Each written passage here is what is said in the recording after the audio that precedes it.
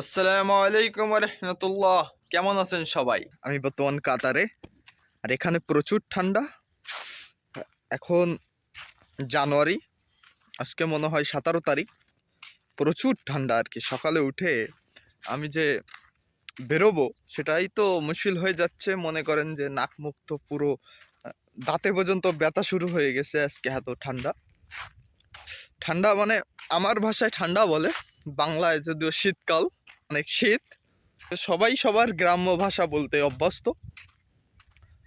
আমি আছি কাতারের একটা উজবাতে, আমার কফিলের উজবা। আমি শহরে, গ্রাম্য অঞ্চলে এবং বর্তমান আছি মরুভূমিতে। আমি সকল জায়গায় অভ্যস্ত, সব জায়গায় কাজ করেছি। এটা হচ্ছে আমাদের থাকার ঘর, এটা আমাদের রান্নাঘর, এটা আমাদের মজলিস। হ্যাঁ, এটা হচ্ছে উটের উজবা। এইখানেতে কি করা হয়, এখানেতে হচ্ছে বাচ্চা মানে রেস থেকে ক্যান্সেল হয়ে যাওয়া। এই দেখুন, এটা হচ্ছে রেসের উট। এই যে রেসের উট ক্যান্সেল হয়ে গেছে, দেখাচ্ছে রেসে নাম্বার আসি নাই, 1-2 বছর বয়স হয়ে গেছে, এখানে পাঠাই দিচ্ছে। এখন আমরা এটাকে কি করব? এটা আপাতত 6 মাস খাওয়া দাওয়া করবে, একটু মোটা হবে, তারপর একটা ছেলে উটের সাথে এর মিলন করানো হবে, তারপরে খাইতে দেওয়া এদের আছে কাজ। খাওয়া দাওয়া, ঘুমানো। এই 1-2 বছর ঘুমাবে, পরে বাচ্চা আসবে পেটে, বাচ্চা দিবে, ওই বাচ্চা আবার রেসে যাবে। এখানে বেশ শুধু বাচ্চা প্রসেসিং, ক্যান্সেল রুটে এগুলোই আসবে, তেমন কোনো কাজ না।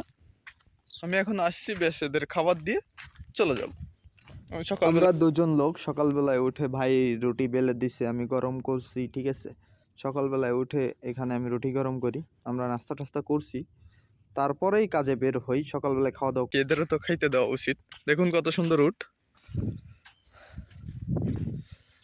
মাশাল্লাহ। এগুলোই বেশ 8-9টা উট। আমরা দুজন বাঙালি এখানে, এভাবেই চলতেছে। পুরুষ মানুষ যে কোনো কাজে থাকতে হবে, কেউ ভালো জায়গায়, কেউ খারাপ জায়গায়, আলহামদুলিল্লাহ।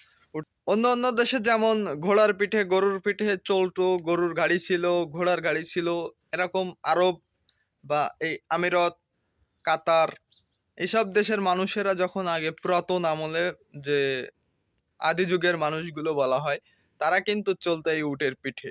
এক দেশ থেকে আরেক দেশে ভ্রমণ করতো উটের পিঠে। উটের পিঠে যে একটা উঁচু জায়গা আছে, চর্বিযুক্ত জায়গা, দেখুন এই যে চর্বি উপরে, এর উপরেই মনে করেন যে লোক সামনে এবং পিছনে একজন বসা যেত, দুজন বসা যায়, সিস্টেম করে 3জনও বসা যায়। কিন্তু বেশিরভাগ একটা উঠে একটা লোক সম্ভব, যারা মালামাল নিয়ে চলাচল করে তাদের জন্য একটা উটই অনেক শ্রেয়।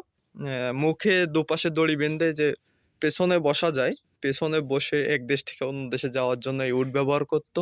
আবারও দেখা হবে কোনো নতুন ভিডিও নিয়ে, নতুন কোনো বিষয় নিয়ে। আমি আছি কাতারে, মোহাম্মদ রিজামিন গাজী। ফেসবুক থেকে দেখে থাকলে ফলো করে দিন, ইউটিউব থেকে দেখলে অবশ্যই সাবস্ক্রাইব করে দিবেন, যেটা আমাদেরকে ভিডিও বানাতে উৎসাহ করে।